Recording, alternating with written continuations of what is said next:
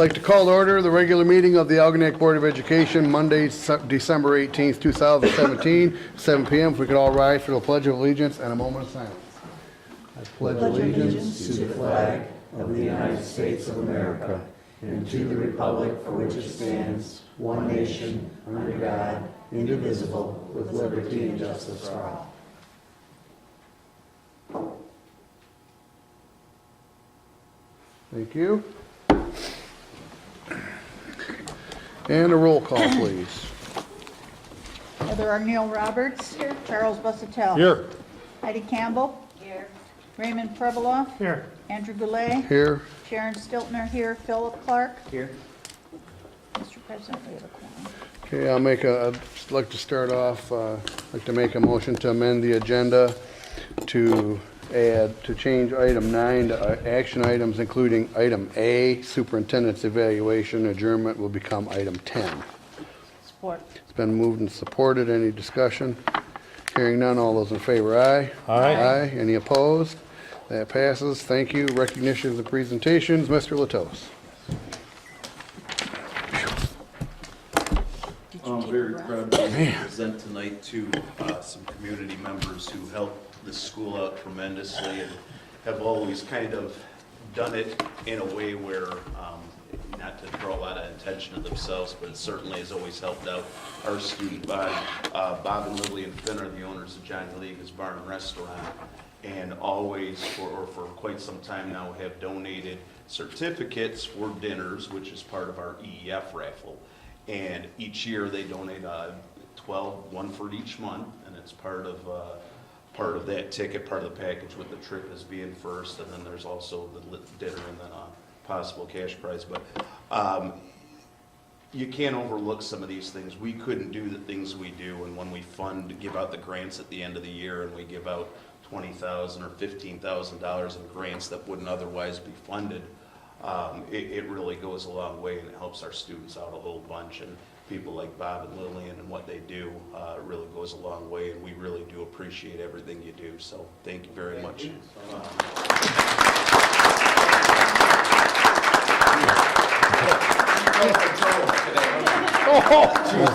Good answer. Thank you so much. Thank you. We really appreciate it, and it's something that we firmly believe in. We also thanks for the scramble. to the golf outing and things of that sort. So this is a great thing for the kids Really and for you appreciate guys all to your put help. this on as well. So thank you so much. We Hey. really appreciate it. Absolutely. Thank you. Thank you. Merry Christmas. We can Merry say that now, can't we? Yes, we can. Yes, sir. Ho, ho, ho. Thank you for your help. I knew I liked you. Thank you. Thank you so much. Merry Christmas, Bob. And if you'd like to stay, Here, yeah, get a picture there. Wait. Thank you so much. if you'd like to stay for the rest of this very interesting school board meeting, you're welcome to. Probably not. Or if you want, you can go down to Ligas and show off your plaque. Go hang up your plaque. Go hang it up. Go down to Liga's and have a first dinner. There you go. it. Thank you very much. Okay. Good night. Thank you. Nice to be recognized. Thank you. Yeah, you're done. Soak your toe. Yeah, Very good. Thanks again. absolutely. Merry Christmas.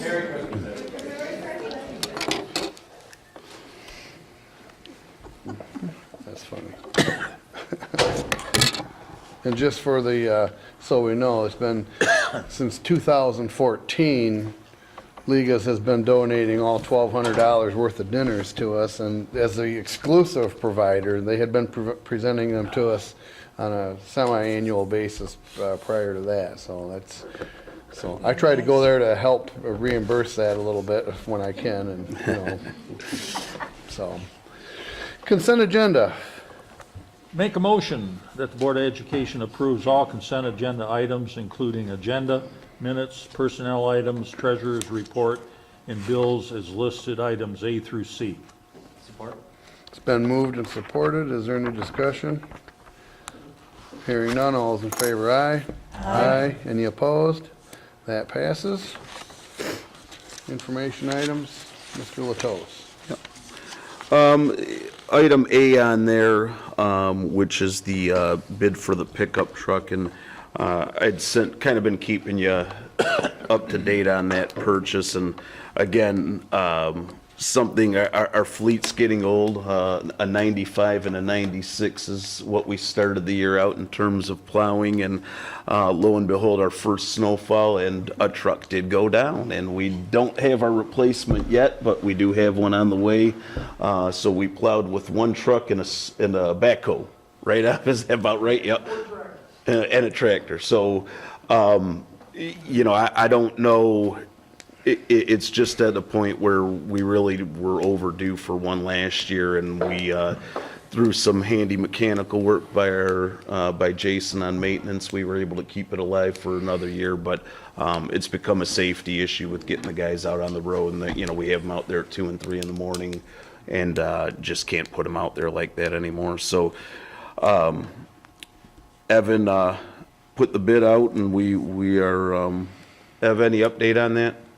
No, it's due this Wednesday, so we'll get those all compiled and Okay. have a motion for the board next at the organization meeting. Very good, very good, thank you. And how quickly after that would we be able to get a, Weeks. Depends on, if we have to order it, which is more than likely we will, because we're asking for some pretty specific items on it.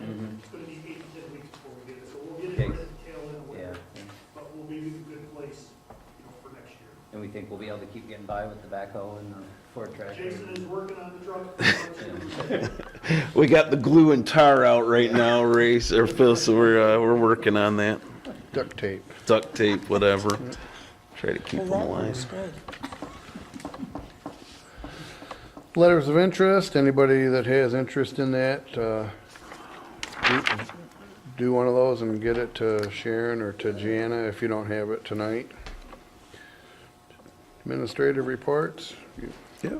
Mr. Melrose. Yes, we'll start off with Sebastian Corway emailed us today just to kind of let us know how the robotics did. The team they performed very well in Battle Creek. They didn't quite make it to the super regionals, but overall they had a very successful year. They did very well for the states overall. And he listed some of their accomplishments. The Canton qualifier this year, they're 27th overall, but they won the design award winner, think award finalist.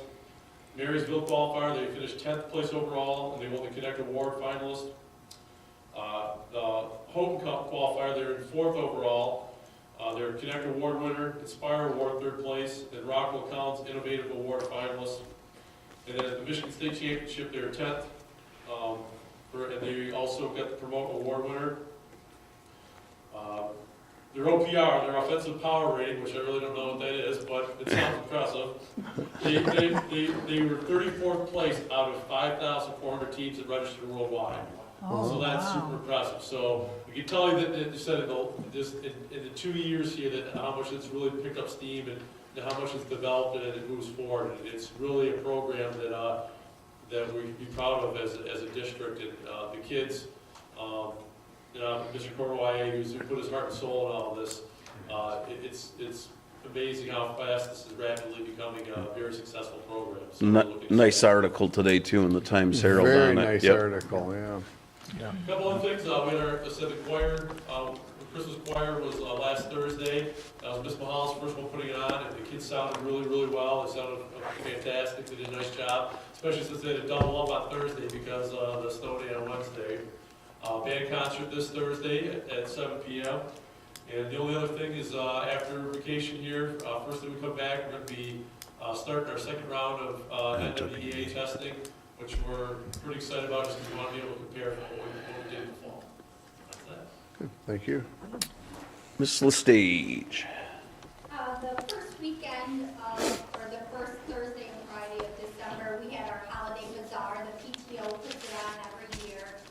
It went really, really well again, and it's so nice to be able to have like our local crafters come out and just to see the unique gifts that they have there. It's a lot of work for the PTO to put it on, but the alternative would kind of be calling in just a dollar store type of business that could come and do it. That'd be a lot easier, but I'm sure the little gifts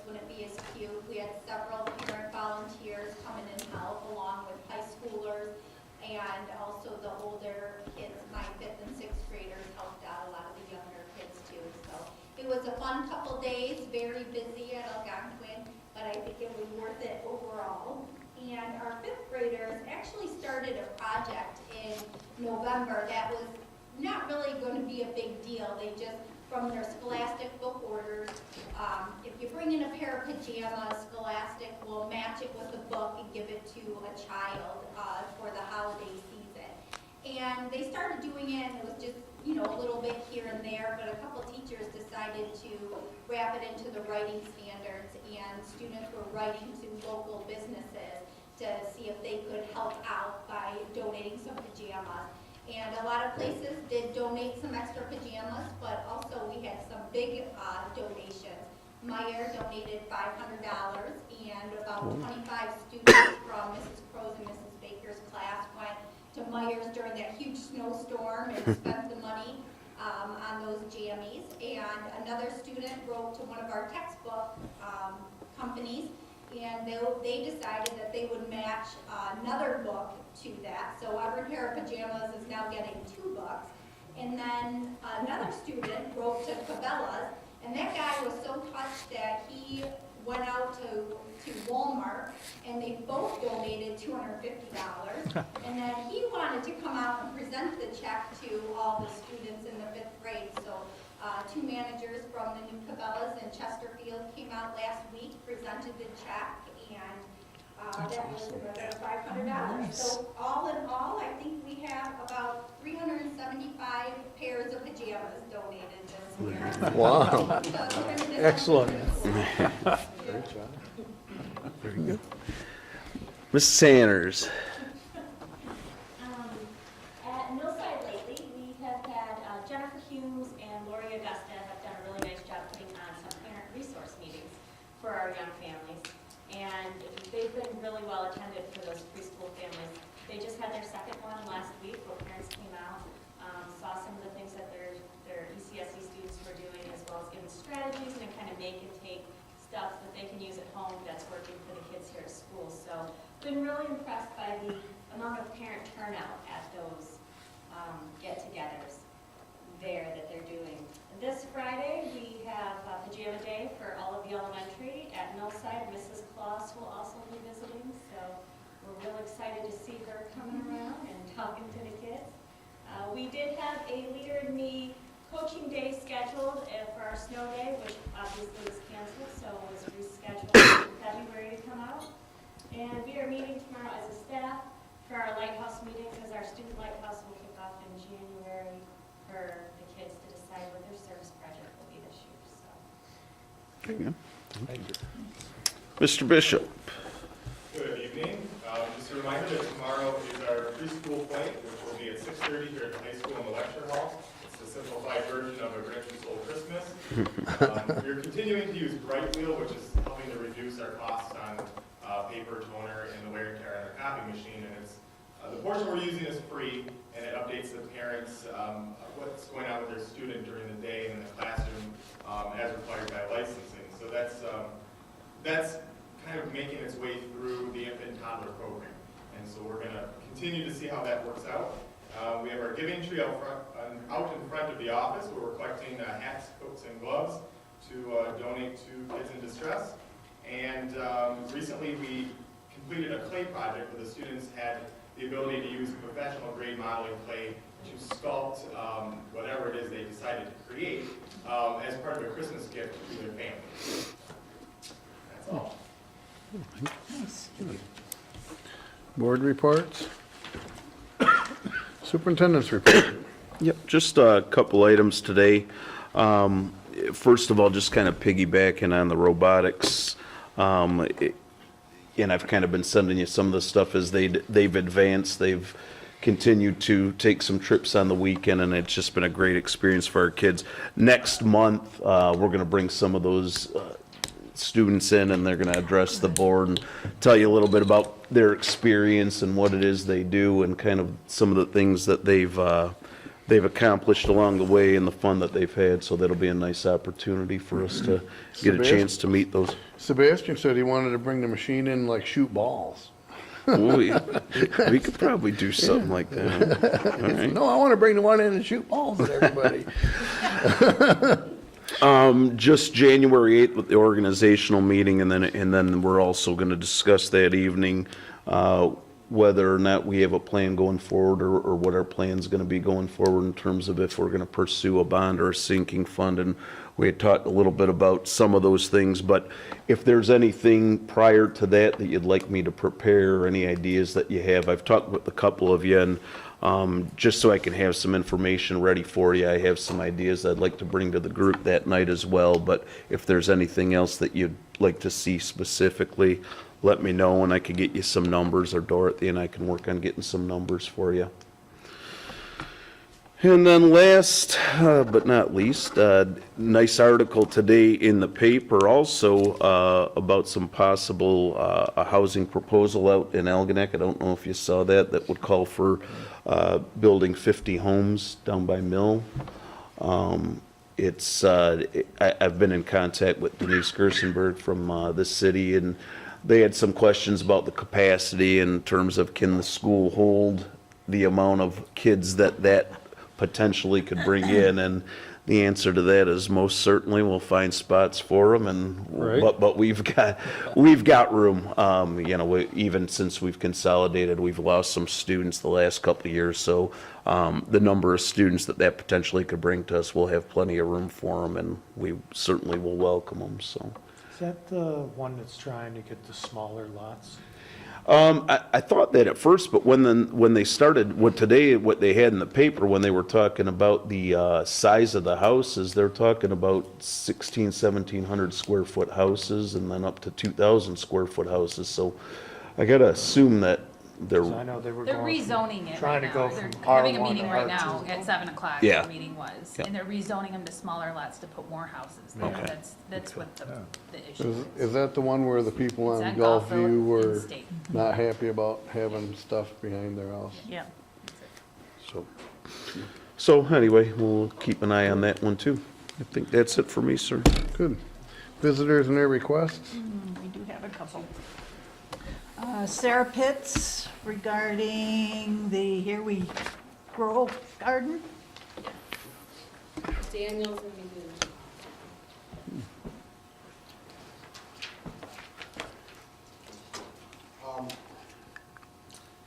First off, thank you for letting me talk here. I really appreciate it.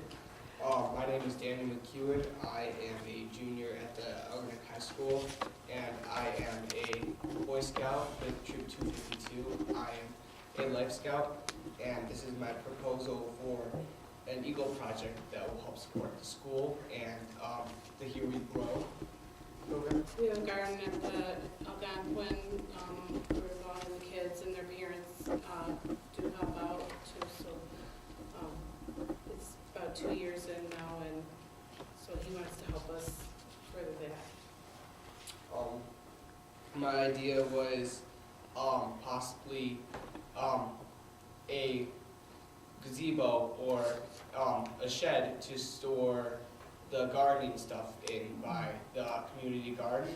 Also possibly a shed with gutters that would help the rainwater with rain barrels. And it would Nice. help preserve water, and I would do all the fundraising, and I would fundraise all the money. And after the project would be done, any money left over from fundraising would go into savings for that in case some of the stuff got damaged, then we could easily pay for it. Great. That's awesome. Daniel, how big of a shed were you considering? Not too big, just to store gardening supplies and possibly a weed whipper and stuff like that. I'm thinking possibly maybe a 10 by, possibly a 10 by 7 foot shed. Sounds Do you good. have a spot where you think it might go already? Yes, I had a spot in mind. It would go near the pond, like by the Algonquin Elementary, like next to the garden, so it wouldn't be too far of a walk. And as well, like I was also thinking of putting fencing up around the garden to keep any critters or anything like that. Critters love gardens. Nice. What's the timeline that you were looking to do? The timeline is, the deadline is June 22nd. I have to get it done before June 22nd. Okay. Oh. And I was thinking for fundraising, we could do spaghetti dinners or anything. I know that the Lions Hall is willing to help support me in this, since I helped them out with their shrimp dinner, with cleanup and stuff like that. We actually earned $600 for our cleanup there, so they Very were good. willing to help support Wow. anything there, as well as the FOE Lodge, which is my charter out of Fairhaven. They were willing to help support that too. All right. Dan, you know where my office is? Down at the other end there, other end of the school? Yep. Come see me anytime. We'll talk about whatever you need to get done. Whatever. Okay.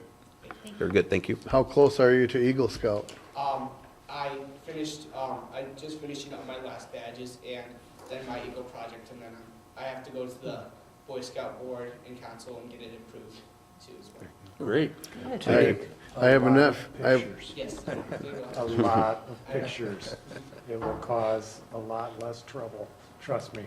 They want to see everything. I try and make it very apparent that it's List everything, even if you don't think it's important, fundraised, yeah. list it. The paperwork's the biggest, Yeah. Yeah, I never a lot of paperwork. Try and Yeah. stay above And the- that's why I came here tonight, to get your okay. Well, thank you. Yep. Okay. Thank you. Thanks very much. I have a nephew who made Eagle Scout, and him explaining to me all the hoops and things he had to jump through and the badges he had to get and everything. It's not easy to do. That's why 2% of the kids that go into scouting end up being Eagle Scouts. So that means it's pretty tough. So good for you. Congratulations. Thanks. Thanks for sharing. We have one more, Catherine Thomas, regarding lice in the schools. Hi, everybody. Thank you for having me tonight. I understand that the policy for lice has changed within the past couple of years, in that we don't really have a lot of control over that. That unfortunately, children are allowed to stay at school even with nits in their hair, which I don't know, I'm assuming all of you are familiar with lice, and nits are the eggs for lice. My daughter, Ava, has been in school for 2 years. She was in kindergarten and first grade, and she's contracted lice 5 times. Of those times, I was very lucky that I'm a very diligent parent and I check her weekly. For lice, I keep her hair up in a ponytail. It is sprayed with lice repellent spray and hairspray and all of that fun jazz. I'm taking every possible proper precaution to make sure she's a very, unfortunately, touchy-feely child and likes to hang very closely to others, and as a result, ends up contracting lice quite often. Unfortunately, I feel like we could do something more. Maybe we can't send the children home, but maybe there's another way. So whether it's a possible way of diagnosing it sooner, finding it sooner in the children in the classroom. And I know of a couple of things that could help, but my understanding is we're limited from a liability point as well, that we can't even put a comb in a child's hair without permission from a parent and different things like that. So I was hoping that as a group or a small committee or, I don't know, something, I'd be more than willing to help out with, that we can do something to minimize this, what I consider as an epidemic. For me, I never experienced lice as a child. I'm a family of 6. I grew up here, and 3 sisters, 4 of us girls, and only one ever case of lice, and it happened and it was gone, and it didn't go through my family. But to have experienced it 5 times in the past 2 years, I am beyond frustrated and through the roof because I'm taking every possible precaution. I have gone to the extent for some chronic head lice cases in our buildings to personally go over to their homes, to help the parents, to introduce them to the knit comb that I found, which I check my child's hair with. It is phenomenal, works amazingly. I have so many tips and tricks, even on a budget, for anyone to be able to afford to treat their kids for lice. But unfortunately, the head lice box treatments that you would say, oh, just go to the store and get a box and treat your kid's hair. There's nothing that kills an egg. And they lay 6 to 10 eggs a day, an adult female will, for their 30-day lifespan. As long as they have a meal, which is your head, obviously, they're going to continue to replenish and grow. I'm lucky that, in a sense, my daughter is very sensitive, and she literally breaks out with scabs within 24 hours of contracting head lice. But this poor girl is in tears every single day at home as I have to comb through her hair, and she's bleeding because of having lice for a day. And it's not right, and we have to be able to do something. So please help me. What grade is your daughter in? She's in first grade. What do we do? For head lice? Yes. When we find out that there's, well, first of all, we do school-wide head checks at the start of school after every break, that they come back. And we obviously notify parents right away whether there's live or nits. Now, policy states from the health department, you can't send home with nits, you can send home with live. So we do send home with live, they have to be checked upon re-entry. When we get calls from parents that say, my child has had lice, we go in and we check the entire room to make sure that there's not any more. And we send a letter home to the rest of the class stating, your child's been exposed to head lice. So parents can check their children when they get home. We have literature that we will give parents. If the parent does not have the funds for it, we have gone and bought lice kits for the parents.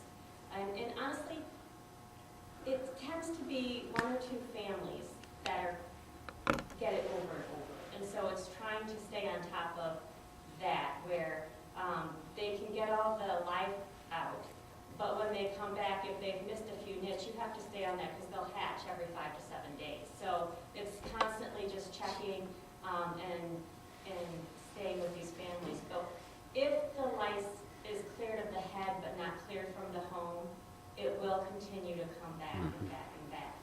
And so it can be a problem in certain situations where you're dealing with the same families constantly checking heads. And these kids it's not just school, I mean, it's everywhere, whether it's dance class, karate, voice, I mean, you're out tackles. It's one of those, unfortunately right now, if you read, it does seem harder to kill this year for whatever reason. They're talking about super lice is what they're calling it, so the treatments aren't necessarily killing the live.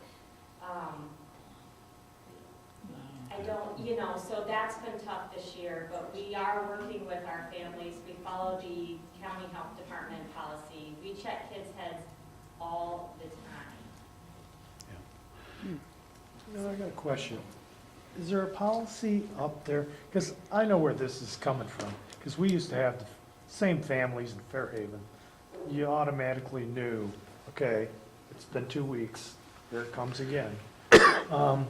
I mean, after they get it so many times, is there anything we can do to Yeah, I think the answer is, I mean, and Melissa hit on it, we just gotta keep educating and keep, we understand that there's, I think the biggest part of it is a lot of people do treat it and assume it's gone, and it's not gone. And I mean, we've run into that quite a bit, and like Melissa said, lately it has been. I know my daughter attends anchor-based schools, and the letters come home, and it's it's kind of But the it same seems like thing it's there. the same families over and over, and they just don't get it. Well, and we sit down and have conversations about this. There is a difference, though, between one person's idea of clean and another person's idea of clean. So when you're saying, have you cleaned your cars? Do you have cloth cars? Do you have cloth car seats? Do you have, when you're trying to go through and figure out why does it keep coming back? Somewhere in their home they haven't taken care of this. Have you bagged up all the stuffed animals for 3 weeks and kept them out? Have you, bought new pillows, changed your bed? I mean, there's a lot that we can do to help, but ultimately we're not in their homes. And even some of our families where we've said, can we come help you? They don't want you in their homes. So, you can't force yourself on people, but then we're constantly sending kids home and checking and sending kids home and calling. And what more can I do to help you? This is, an ongoing issue. Well, I know your pain. I mean, I've come up with a couple of things, and you guys may say they're not going to work. But is there a possibility of sending home a consent form or having a consent form at the beginning of the year that says we are able to check your child for lice using a comb?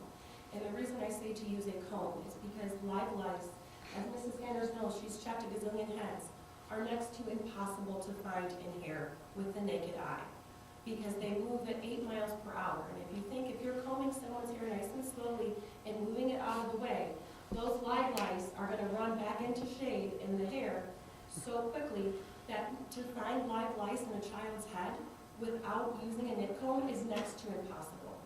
The only reason that I'm able to identify my daughter's hair within 24 hours is because I use this comb to comb out the perimeter of her hair, and I find the bugs, and then I know when I take her to her Puzzles Lice Boutique and dropped $300 this week to make sure my whole family is free of lice for the holidays. After I had to call all of my relatives after our family Christmas party and say, hi, we just got you lice, so please check your head. If there is a way that we can offer that form, I'm more than happy to donate these combs. I've purchased them in bulk before. I'll purchase more again. They are absolutely phenomenal that anybody could check for lice with them and see the live bugs and the nets instantly. And it takes, how long does it take you to check it out? Forever, right? It just, I mean, when we're going through doing head checks, Yeah. we're looking for any signs of any nits. So, I Yeah. mean, we're not going strand by strand, Yeah. you know, but yet, but to do a whole school is, Takes forever. there's 2 of us that are really trained. Otherwise, you get people that are calling Dandruff, lice, lice. you know, then you get parents all concerned, like, oh, well, it's not lice, but, it takes, you know, to do Millside alone takes over half a day. Catherine, I don't know, there's this shampoo that I use, I use, but this is Vamoose. Have you ever heard of it? no. And you only use it during outbreaks. I don't know, I use it on my kids at least twice a month. Yeah. I don't think you're supposed to wash that much with it, but I'm just telling you, I got it at CVS. I'm gonna buy it, I'm gonna try it. I mean, you know how long my daughter's hair is. I have a daily shampoo, a daily leave-in penis. This is like an outbreak shampoo. I mean, I'm not telling you, I'm not gonna make you any promises or Yeah, anything I'm like willing that. to try absolutely anything. It says to use like when you go to camp or when you come home from camp, I totally should've got one. things like that. But, I'll tell you, this comb has made it so easy to identify and so simple and so quick. And I'd be happy to donate at least a classroom full to start, so you could use them on a classroom and get everybody their own comb and then sanitize them, and 2 days later, you could use them on another class. But I would be more than happy to do something, anything. I mean, I've spent at least $2,000 in the past 2 years on lice treatments. And that's just insane. Right. I could spend $2,000 towards something here at the school and be much better off. So I'm more than willing to help out in any way, shape, or form, even if it's helping to educate people. If you guys want to have like a lice night, I will be the one teaching it, because I have taught all of the Girl Scouts it, and we nip check at every meeting, because it is such a severe issue. And not only do I not want it for my daughter, but I don't want it for these repetitive families with chronic lice. They clearly don't understand how to handle it. And it took us, 6 months for one of the chronic conditions, our children in our group. But we were able to clear her child of lice. She's now been 6 weeks. So we have meetings every 2 weeks. 6 weeks she's been clear. Okay. And she's had lice as long as I've known her, which is over a year. Okay. So I am more than happy to put in the time with anyone and to help out anyone or do whatever it takes. Train people how to look, Well, Whatever you guys are willing to help. well, it's it sounds like you and Mrs. Hanners need to be in touch and can get something figured out. Does that sound reasonable? Yep, or she contact me too, Yeah, or Catherine. You get know a where hold I'm at, and I'm Get easy a hold to of find. Mr. Latos and he'll, You guys like where's the board meeting? Yeah. Never been to one, no. I talked to your husband too, so but no, feel free to contact me get a too. hold of this guy Yep. and we'll get something figured out for you. Thank you. Thank you. For your time. All right, Thank thank you. you. Action items, approval of the financial audit. That we had last month. Yep, it was last month. Yep. All right, I'll make a motion that the Board of Education approves the audit of the district financial records for the 2016-2017 school year as presented and submitted by the auditing firm of Lewis and Kampf. Support. It's been moved and supported. Any discussion? You'll recall that we had the auditor last month come in and give us the report. Then it's also has been included in your board book this month. Yep, my only comment is good job. Yep, Great, yes. great audit. Yep, and at quite a savings over what we used to pay too, so it's a double good. Any other discussion? Hearing none, all those in favor, aye? Aye. Any opposed? That passes. I'll make a motion that the board go into closed session at 7:40 for the purpose of conducting the superintendent evaluation. Support. It's been moved and supported. All those in favor, aye? Aye. All those opposed? That passes. Oh, we gotta have to have a roll call to go in. Yes, we do. Roll call, please. Ray Pribiloff, Aye. Heidi Campbell. Andrew Goulet. Aye. Charles Bassett. Aye. Heather O'Neill Roberts. Phil Clark. Aye. Sharon Stiltner, aye. And Al Latos. Aye. I think. Are you The sure? board will be I going, think, yeah. for members of the public and everybody else, the board will be going into a closed session to conduct the annual evaluation of the superintendent of schools. This is a closed session at the request of the superintendent, which is a normal process. The board will be going through a new evaluation process where we score the superintendent by consensus rather than each turning in individual evaluation forms and having them compiled into a composite. We come up with one while we all sit together. At the conclusion of our deliberations and having Mr. Latos present to us and what have you, the board will return to open session to then approve accepting the results that the board did of that evaluation. That will be the only order of business conducted after the closed session besides adjournment. Thank you.